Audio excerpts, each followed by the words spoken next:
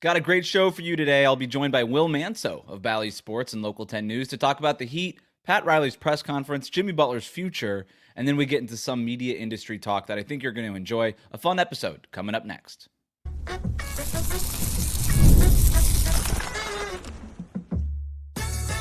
You are Locked On Heat, your daily Miami Heat podcast, part of the Locked On Podcast Network, your team every day.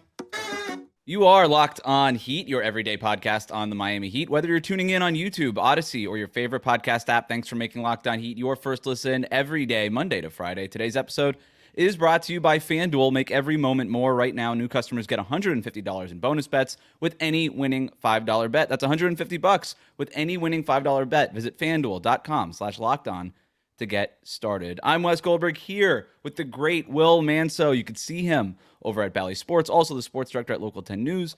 I want to get to some Heat talk in a second, but first, I'm curious, Will, between the Heat-Celtics series in the first round, Panthers-Bruins going on right now. We are recording this before Game 5 in Sunrise tonight. This is actually going to run tomorrow morning, so hopefully we're talking after a Panthers win. But how much more have you gotten to know Boston? Have you found like a regular restaurant? Do you have a bartender that knows your drink order yet? Are you like a local at this point?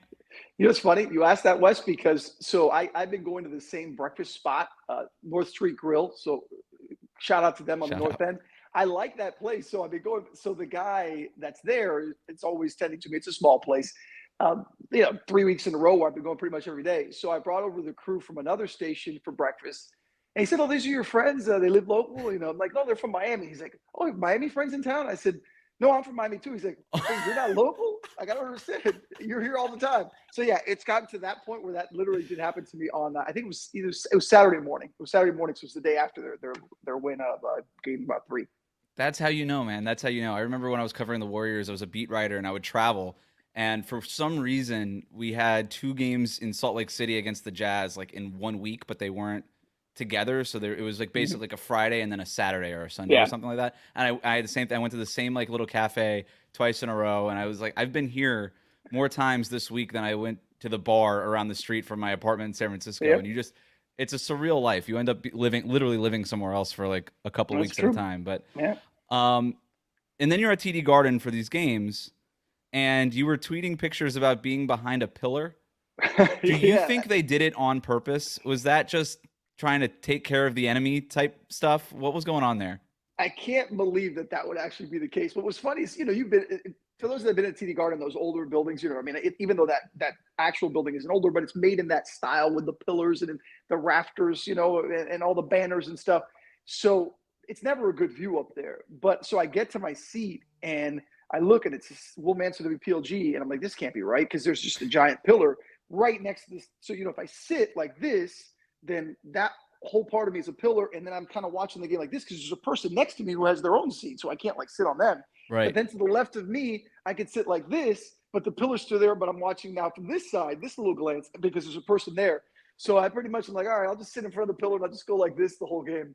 So I was going left and right and left. So I don't know if it was intentional, but they did it both games. Maybe they were having fun with the Miami guy who happens to cover the Heat and hasn't said the nicest thing about Boston.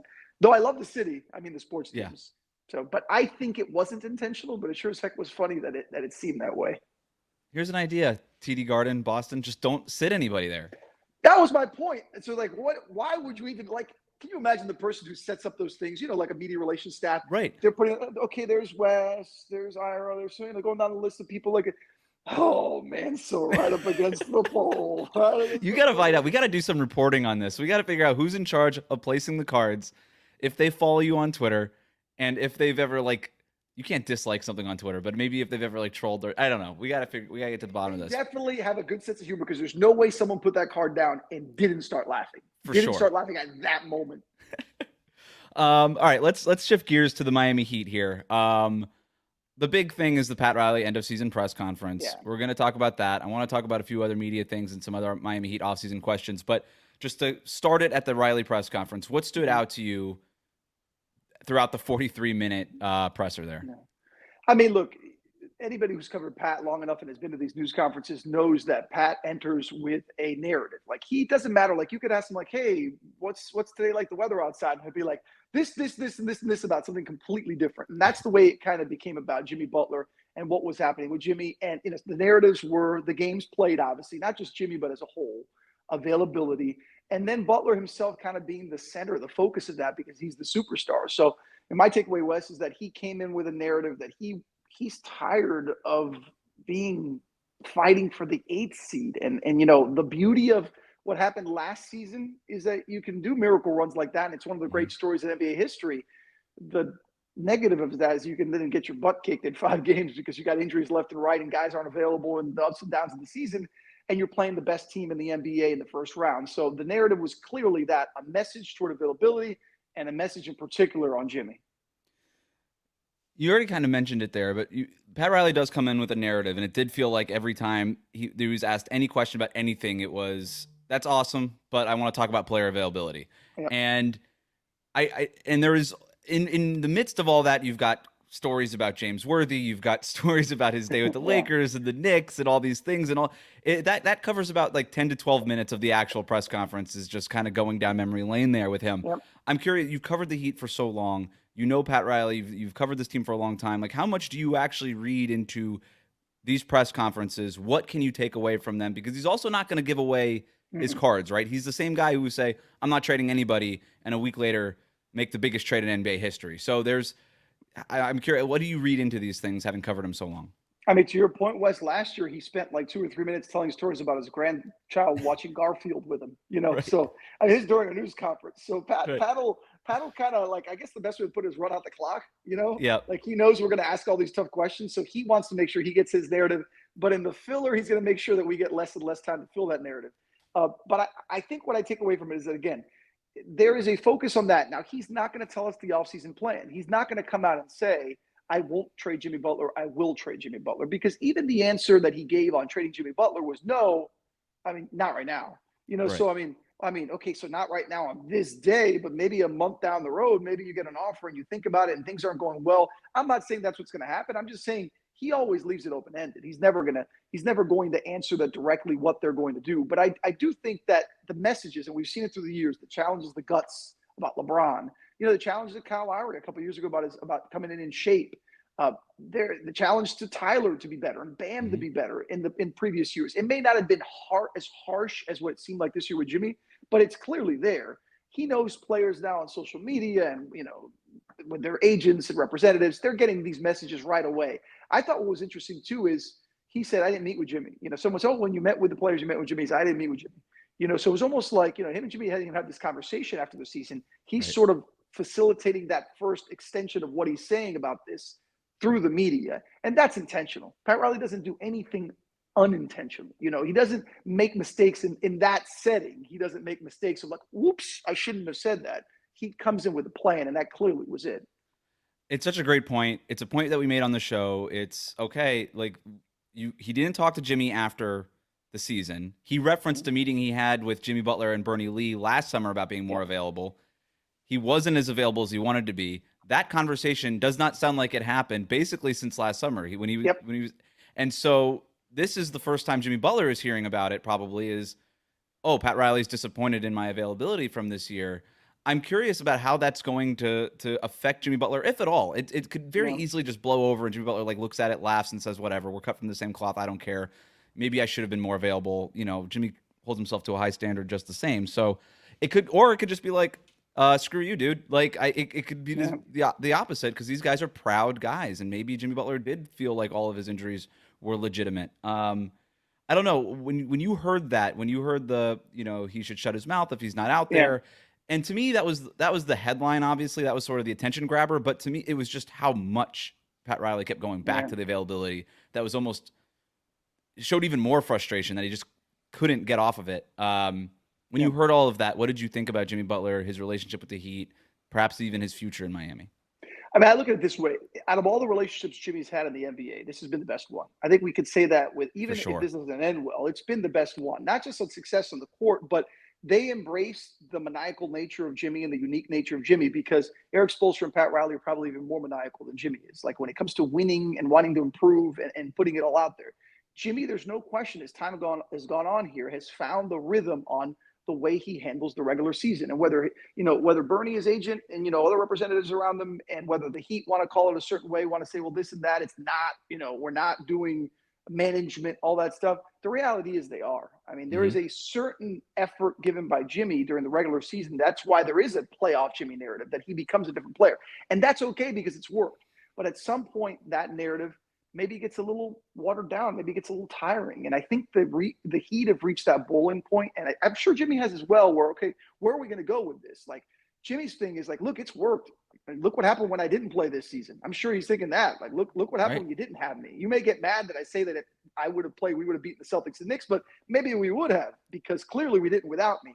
And then you look at the past history of it, it has worked. So I think in Jimmy's perspective, there's two ways he's going to take it. You kind of referenced it. Either it's like, man, we're just as crazy, like you said, cut from the same cloth. We're just as crazy as each other. We just want to win. We'll figure this out. Get me some help. Let's do this. Or, dude, you don't see what I did the last 5 years. You don't want me. I'll go somewhere else. Send me somewhere else, and I'll work for them and make it work for them the same way I made it work for us. Because we measure things on championships, and obviously every organization, especially the Heat, do. But no matter what happens the rest of the way with Jimmy Butler, the Jimmy Butler era in Miami has been a major success. I mean, there's no doubt about it. And Jimmy can hang his hat on that regardless of what happens.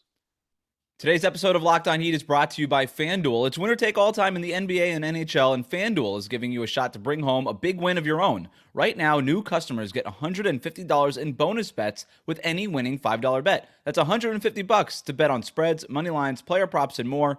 Visit FanDuel.com/LockedOn and make every playoff shot count. FanDuel, America's #1 sportsbook.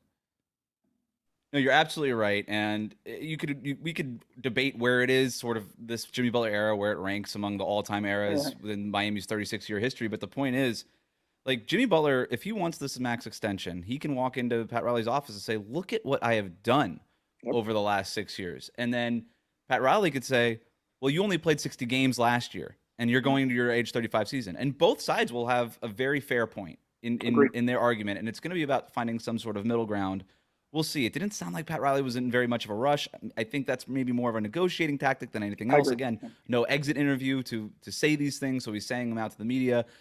I think 2 days before that, you had reports in the Miami Herald saying how they're going to seek, Jimmy Butler and his agent, going to seek the max contract. So both sides, when we're talking about negotiating, have planted their flag on their positions. Those positions are very, very far apart, just where those flags are planted. That doesn't mean that they can't, but negotiating has not started yet, or at least technically. It's they're here and they're working their way here. And let's not forget too, Jimmy's no dummy either. And where Pat uses the press conference as a narrative, Jimmy's out at F1 saying he loves Miami and he adores the city. This is his home. He's on his social media. It's different sites of Miami with his coffee and the good life. I mean, Jimmy's not dumb. He knows how to present himself as someone very valuable to this community and organization. It's pretty genius, man. I go back to that quote from Pat Riley last year's press conference, and I think it was Brendan Tobin who asked him, went back, or maybe it was Anthony Chang asked him, it doesn't matter, went back and asked him, like, the Jimmy Butler, Eric Spoelstra fight, like, maybe it was 2 years ago, did that remind you of anybody? He goes, yeah, it reminded me of me, and like, so they are very, like, it's a crazy relationship. But the other thing that keeps coming up when you talk to either Riley or Spoelstra or any of the players was, we got to get healthy. We never really saw this team healthy, and that's very much true. We never really saw this team healthy for more than maybe a week all season. Do you think, when it comes to getting back to title contention, that it's just get healthy and go, and hope you stay healthy, or do you think something else needs to happen with this roster? It's a great question, because it's obviously health is important. And I bring it to the Panthers. We were at a news conference in Boston where someone asked Paul Maurice about, Panthers head coach, about what's the key to these runs and what's the key. And I mean, without hesitation, he said health. Health. That's where it starts. And then he went on into about their play, but it really is. I mean, I don't know if the Heat beat these teams again with Jimmy, but if Jimmy and Terry are available, and Tyler had gotten a little more rhythm down the stretch, and you have your guys available, you obviously like your chances better than if you didn't, right? And there's certainly more opportunity too. So health is important, but I think you have to kind of peel back the layers as to why are you healthy? Health issues. Is it age? Is it some of these guys like Jimmy are getting older? Maybe they're more prone to it. I don't know. Is it the training? Pat referenced with Tyler, he called him fragile a bit, right? He talked about his training. Maybe he needs to look at his nutrition and train differently. I'm not a health expert, like, as far as training, but maybe there's something there, because there are certain guys that tend to last longer and that tend to be able to, over the course of a full season, be healthy at the end. No one, and he said it, and every coach will tell you, and every player, no one's going to be 100%. Like, there is no team right now in the playoffs that's 100%. Everybody's banged up a little. And even the best players that are playing well and scoring 30, 40 a game are having issues and need. Look what happened to Donovan Mitchell, has to miss a key game. I mean, it happens. But right. I still think there are long-term questions, short-term and long-term questions about the Heat roster, aside from health, because the Jimmy age, Bam entering kind of his prime as the face of the franchise, what you do with Tyler as not just a player but an asset, and then your young guys with Jaime and Nico, do you want to keep them and develop, or do you want to throw them out there and potentially get someone else? That goes beyond health. Yeah, I mean, I think about health and I say, okay, what are the two things that cause injuries? It's age and it's size, right? Smaller players get hurt more and older players get hurt more. And makes sense. For the last few years, this is not just the first. I mean, we can go back to the bubble, the Heat breaking down in the NBA Finals against the Lakers.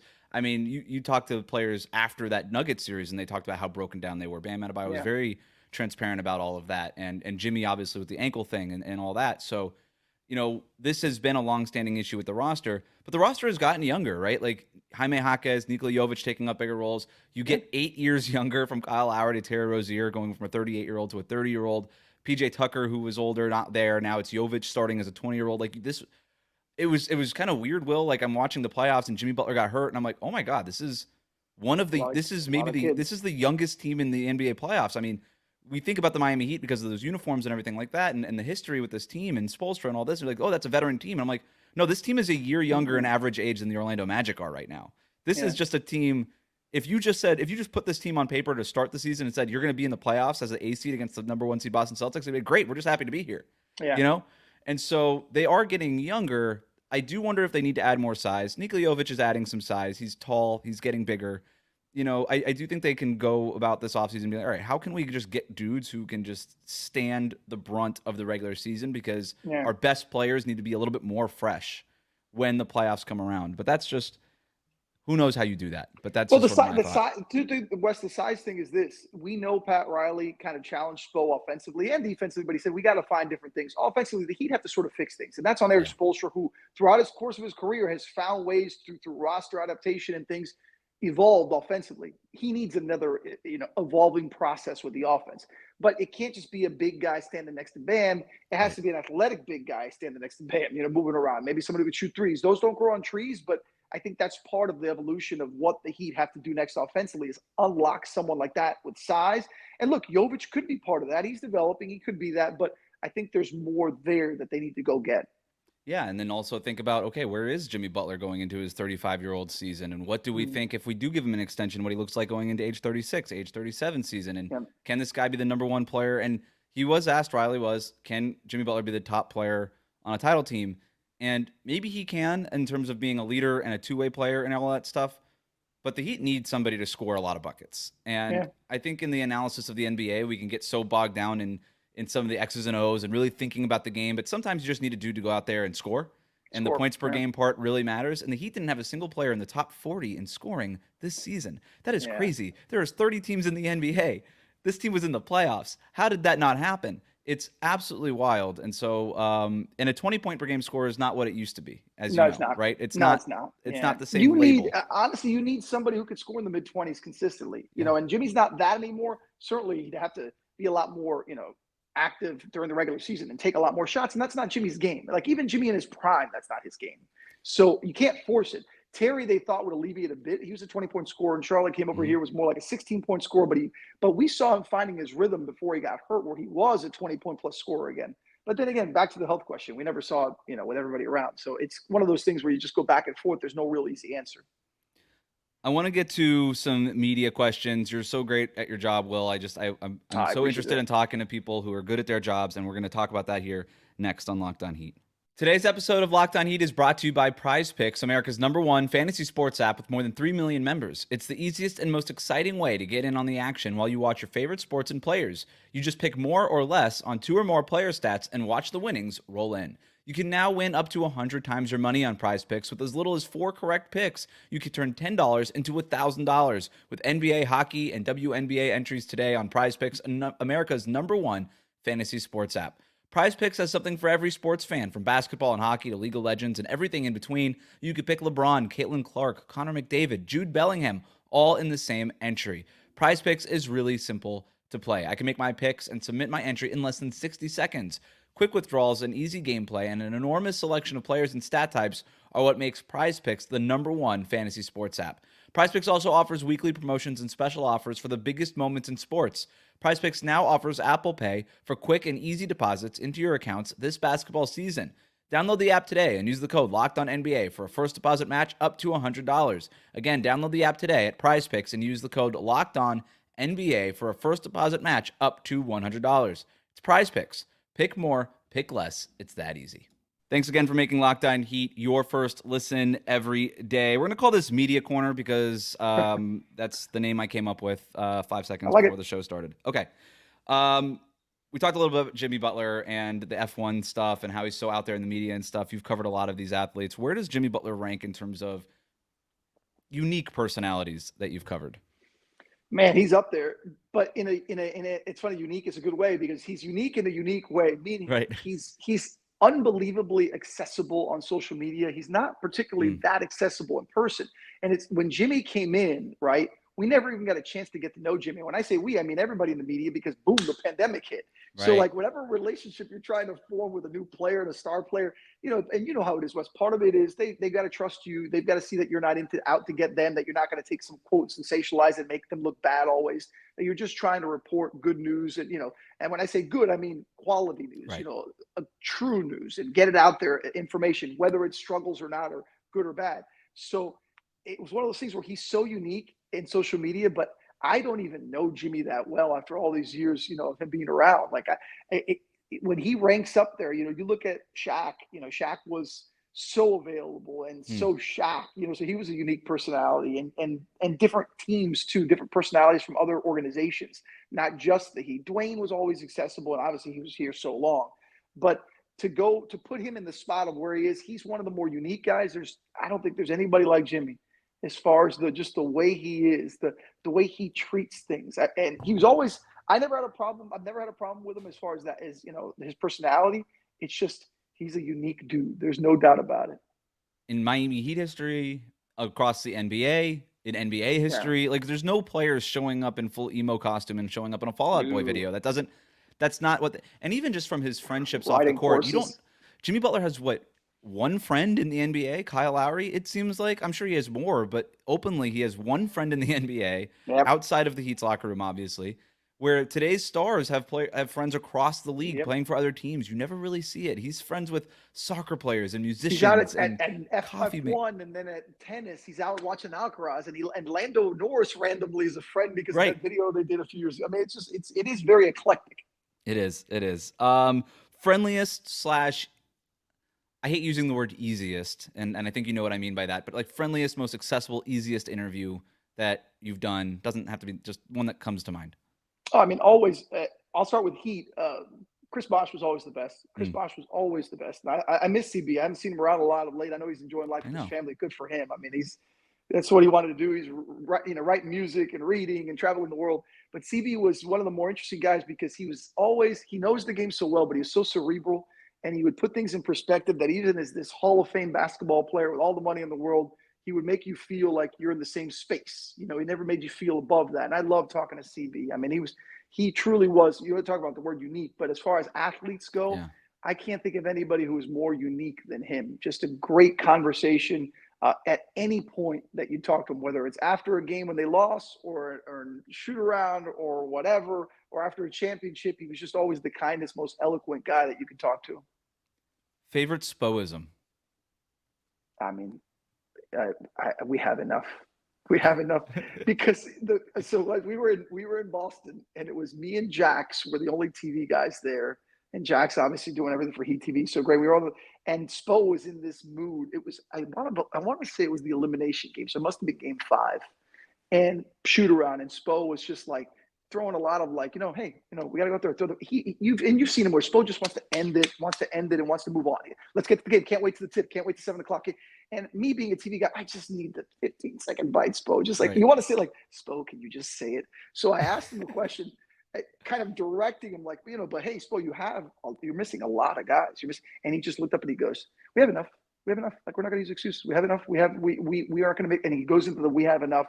To me, that's always the classic Spoism, because they could go out there with 3 guys in wheelchairs because they can't stand, with broken legs, 2 guys in body cast, and 1 available player, and Spo will say we have enough. Like, It's just like that's just Spo. So that will always be my favorite. That was the one where I can't remember what game it was, but was it the Brooklyn Nets game or something? Somebody asked like, you guys are really shorthanded or whatever. And he's like, that would be an insult to the guys in the locker room. It's like, Yes. it's like, yeah, it's man, okay I get to it. Admit. Like, it's okay to admit it. Like, we're media people. Like, we just like, this is the question that we have to ask. We're not trying to insult the people in your locker room. You just have fewer players than you used to. Yeah, Jimmy Butler not being able to play is significant. It's That's not making fun of Jaime Jaquez Jr. Right. It's okay. We're not, we know he's a quality young player. He's not Jimmy Butler. It hurts. My favorite thing about Spoelstra over the last couple of years, it feels like it's starting to develop. He's starting to get that Popovichian, like Greg Popovich now is super chill, but Popovich 10 years ago, 15 years ago, not chill. And you're almost like afraid to ask Popovich 10 years ago a question. You're not afraid to ask Spoelstra a question. I don't think he's gotten to that level, but you're almost just like, there is a 50-50 chance that I get well, it's fine, we have enough type of answer, and that's it. And he can afford to do it, man. Like, the guy's... He's been doing a long time. Spo's evolution is interesting. He has turned into Pat Riley. I mean, Pat was that way. Pat, when I first got here, I got here in 99, and Pat was intimidating. I mean, it's Pat Riley. Yeah. Slick back hair, the tie, and he manipulated the media so well. And I mean, he still kind of does, but especially back when he was coaching. And it was intimidating to ask him a question, because he would make you feel stupid sometimes if you asked them questions. So you better word whatever you're trying to say correctly. Spo hasn't reached that level, but if you get silly with Spo and you start touching on topics that just don't really apply to his thought process, and you've seen what Spo, there are times where I see Spo like when he's like at shoot around or like pregame, like when he goes out and they put the board out and his mind is in a different place. He's looking at the board and he's just like, and in my mind, I'm thinking, what is going through Spo's head right now? Like, I can only imagine the compartments that are opening up with thoughts in his brain, because that's just the way Spo's head works. I mean, he's a unique guy too. You're right. And it's such a good, you have to ask questions on his plane of thinking. Mm-hmm. And that's a very difficult thing to do, because he doesn't let you into his brain very much. Yes, we don't think that way. We don't think that way. And so I remember coming from covering Steve Kerr, who was the exact opposite, just totally open, had a career in broadcast, the whole thing. And you can ask him anything and he'd give you a straight answer. And I remember getting here first season covering Spoelstra again. And I asked him, I kind of pressed him on Victor Oladipo's injury update, and he was just, nope, nothing, no new updates. You know how it is. No new updates, no new updates, no new updates. And he leaves the room, and Ira Winderman turns around. He's like, you don't ask Spo those questions. I was like, that's news to me.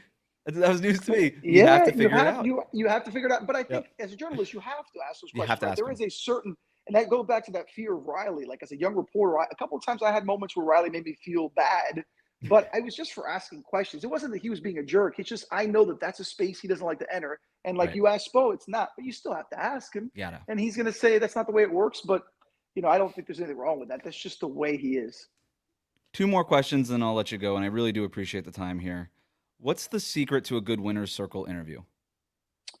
Man, so I try to keep the questions short. I try to keep the questions concise. Like, I don't like to get too much X's and O's. Like, hey, the zone defense, you changed in the third quarter. What was the difference with the pick and roll? What was, because these guys just finished the game. I like to keep it to emotion. And again, it goes back to being a TV guy. Sometimes as a TV guy, our questions get a little generic. Let's face it, because me going on television and explaining to the viewer the pick and roll or the zone defense or trapping or, whatever the Heat are doing, from a schematic standpoint, isn't sexy, isn't interesting, especially as I'm not a player. I'm not a coach. I didn't play the game. I don't have that experience. I just only go by what the players talk about. So the key for me is keeping it emotion. Like, hey, you guys are down 12 at the band, you're 12 at the half. You get in the locker room. I can't imagine you're happy. What changed in the second half? And let them, if they want to say, well, we went to the zone and we did this, great. You're the basketball player. You want to explain it. So to me, it's short, concise. I usually have 2 or 3 things ready. The worst is, though, sometimes there are, it happens maybe 2-3 times a year where, like, hey, I'm getting bam. And then, okay, I'm getting bam. So I have my questions in mind, whatever. And they bring Caleb over. I'm like, oh, crap. How many did Caleb score?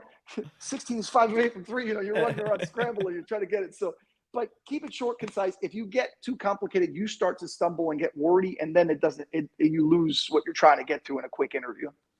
Last thing, curious, every industry has its trends. Every position has its sort of business trends and things. And I'm curious, like, is there something in broadcast right now that you've noticed, whether it's these NBA playoffs, NHL playoffs, whether it's people standing up or behind a desk or anything like that, play-by-play, anything that you've noticed in terms of maybe a new interesting trend in your industry? That's a great question. Trends in the industry are weird to follow because, everybody, when social media came along, it changed everything. The instant, nature of social media now changes everything. Like I would go to a shoot around in the morning and I would get sound and I would, get ready for the 4 or 5 o'clock news. Now by 4 or 5 o'clock, everybody's heard Bam say we stink and we need to be better, So it's like, Right. crap, I got to turn that around 5 hours ago. So you got to go to social media or, so, the web or whatever. And then I think too, and look, we all live in this world and you doing this daily, a daily podcast like this and being able to talk about things, there's a certain nature where every day you have to come up with something that's interesting. Right. Yeah. And sometimes in the old school, it was like, you let the interesting come to you. But when there's content 24/7, conversation 24/7, that's why these hot take shows, everybody makes fun of them, but that's why there's 20 of them. And that's why there's everything that goes viral is a hot take, So it's the balance in the industry of like giving information, but also giving, kind of conversation about things. You and I were joking before we even got on about the NFL schedule. I said, man, thank goodness for the Panthers because we'd be talking NFL schedule this week. Like that's so boring. Yet you look and like there's hour-long shows and people are breaking down schedules. Like the constant need to fill 24/7 is definitely something that's changed and you've got to get the information to do it. Yeah, but should the Dolphins pay Tua is the big question. I'm kidding. I'm kidding. Let's Locked On Dolphins next. The great Will Manso. Will, thanks so much for jumping on. We really appreciate it here. Thank you so much. Again, catch him at Bally Sports. He's doing the Panthers games. He's doing the Heat games during the Heat season. You can see him all over the place. For now, that'll do it for us today. Thanks for making Locked On Heat your first listen every day. Hit that subscribe button on YouTube. Follow us on your podcast app.